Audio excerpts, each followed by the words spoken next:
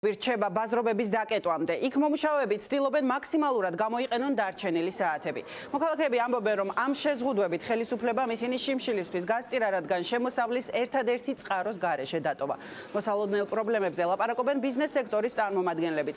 მათი პროგნოზით უმუშევრად 1000-ობით ადამიანი დარჩება, ხელისუფლებამ კი შეზღუდვების დაწესებამდე ბიზნესს არ მოусმინა. Formula News-ის ჟურნალისტი რატი წვერავა ესაუბრა ბაზრობებზე მომუშავეებსა და ბიზნეს კომპანიების წარმომადგენლებს. რატი რამდენად დიდ სირთულებს ელოდებიან ისინი.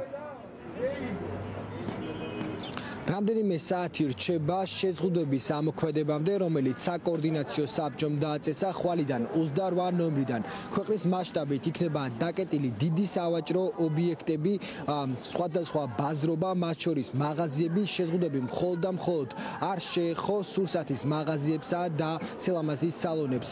ბაზრობებზე დასაქმებული ადამიანები და მოვაჭრეები ითვლიან ბოლო საათებს, ისინი ამბობენ, რომ საკოორდინაციო საბჭოს გადაწყვეტილებით მთავრობამ ეს ადამიანები ყოველდღიური ლუკმაპურის გარეშე დატოვა და მათი თქმით ამ გადაწყვეტილებით ხელისუფლებამ მოქალაქეების სასიკვდილოდ გაიმეტა. ვიცი, აი რას გავაკეთებთ. ძალიან რთული და ძალიან ძიმე სიტუაცია ხო ქვეყანაში, მაგრამ ის მევაჭრეები, ვინც ვარ და ყოველდღიურად რომ უნდა შემოვიტანოთ ოჯახში პურის ფული, საიდან დავიშოვოთ? ის ამასილარი არის სასაცილო და აბსურდული თანხა. ორი შვილი მყავს, რემლებს, მაგის რემლებს მე ვეღარ შევხედავ ჩემ შვილებს. ერთი მაქვს ჯავრად, თავის მოკლა, სხვა შანსები გამორიცხულია, გვიკეტავენ სუნთქვას, გვიკეტავენ ყველანაირ პოზიტიურ ყველაფერს. მხოლოდ ლუკმაპური ხო არ არის ეს ცხოვრება რა. დასახადები გაქვს, ვალდებულებები გაქვს, მარტო ბანკი ხო არ არის, ჩვენ მთავრობამ კი ბანკს ადროებით გადაადებით. ჩვენ ვალდებულებები გვაქვს ჩვენ პარტნიორებთან, საიდანაც ეს ჩამოგდის საქონელი მე უნდა გავუგზავნო. მე მგონია ძალიან ბევრი გაკოტრდება რა. ძალიან ბევრი. რა ვიცი შვილო, რა დავაპიროთ, საქონელი შემოვიტანეთ, ჩავკეტეს, პენსიონერები ჩვენ არა ვართ. რითი ვირჩინოთ თავი არ ვიცით. 1000-ობით საქონელი დაგვრჩა მარტში შემოტანილი. ვის კი, რა თქმა უნდა, გაუყიდელი ძალიან ცუდ მდგომარეობაში ვართ. არანაირი დახმარება არ მექნება. всё, ღმერთის ანაბარა ვარ დარჩენილი.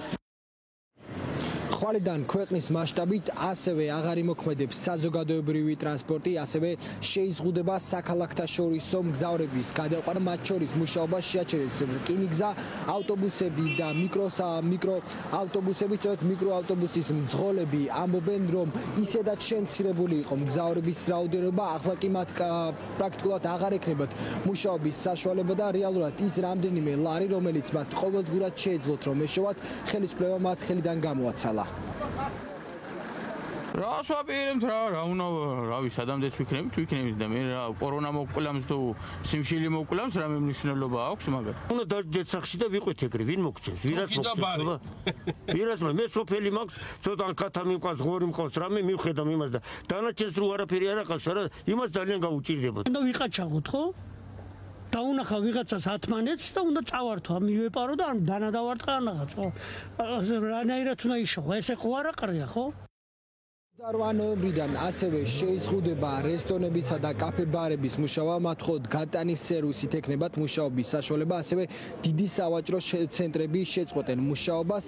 ბიზნეს სექტორის წარმომადგენლები ამბობენ, რომ ამ გადაწყვეტილებით, რომელიც საკოორდინაციო საბჭომ მიიღო, ყველაზე დიდი ზარალი მიადგება საშუალო და მცირე ბიზნესს და 10,000-ობით ადამიანი დარჩება უმუშევრად. ეს გადაწყვეტილება ნეგატიურად აისახება ნებისმიერ ბიზნესზე, თუმცა მინდა გამოვყო განსაკუთრებით მცირე და საშუალო ბიზნესის წარმომადგენლები. სარესტორნო ბიზნესისთვის ეს ამ სიტყვას ვიხმარდი სამწუხაროდ არის მომაკვდინებელი, იმიტომ რომ ძალიან ბევრი უბრალოდ ოპერირების გაგრძელებას რამდენად შეძლებს წარმოუდგენელია. სასწრაფო დგას გადაწყვეტილებიდან გამომდინარე დაახლოებით 250,000 ადამიანის ბედი.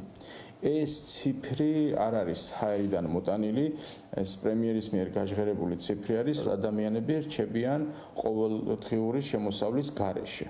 ესენი არიან ადამიანები, რომლებიც ყოველდღურად იღებდნენ სამუშაოს და თუ შეიძლება დღეს ხელფასის მინიმუმზე ვისაუბროთ, ყველაზე მინიმალურ ხელფასზე მუშაობდნენ. შეზღუდვების პაკეტი, რომელიც საკოორდინაციო საბჭომ დააწესა ხვალიდან 28 ნოემბრიდან ამოქმედება და ის 2 თვის განმავლობაში გაგრძელდება, შეზღუდვების მოხსნა დაიწყება 1 თებერვლიდან. მადლობა რატი ეს რატი წვერავა იყო შეზღუდვების შესახებ.